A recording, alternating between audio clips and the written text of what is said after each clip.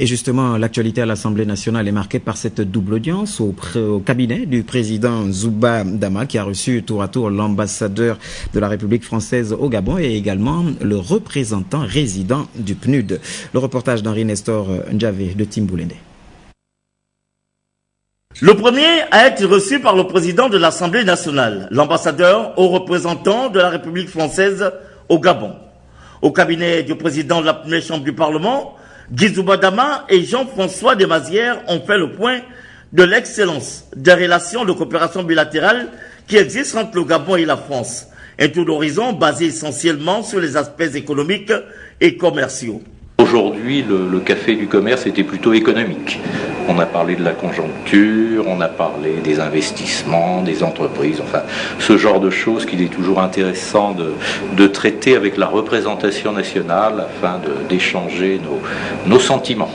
La coopération interparlementaire entre les deux chambres gabono-françaises n'était moins en reste au cours de ces échanges. Elle se situe très bien, c'est que les députés français ont beaucoup défilé au Gabon ces derniers mois, plutôt commission des affaires étrangères et commission de la défense nationale.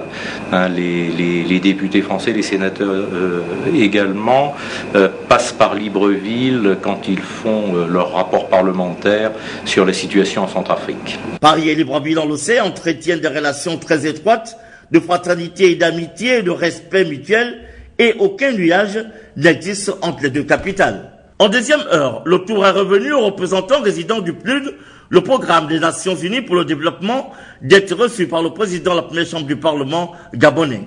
Marie-Éveline Pétrus-Barry et Guy Zouba Dama ont saisi cette première rencontre pour évoquer un possible partenariat entre les deux institutions, et les pistes trouvées ont été celles du développement des capacités et de gestion des archives de l'Assemblée nationale. Ce que nous a indiqué le président de l'Assemblée nationale, c'est qu'en fait, il aimerait renouer un partenariat qui autrefois existait, particulièrement dans le domaine du renforcement des capacités et dans le domaine de la génération des évidences, c'est-à-dire de tout ce qui est archivage, statistique, par rapport à tout ce que l'Assemblée nationale a déjà fait au Gabon en termes de textes de loi.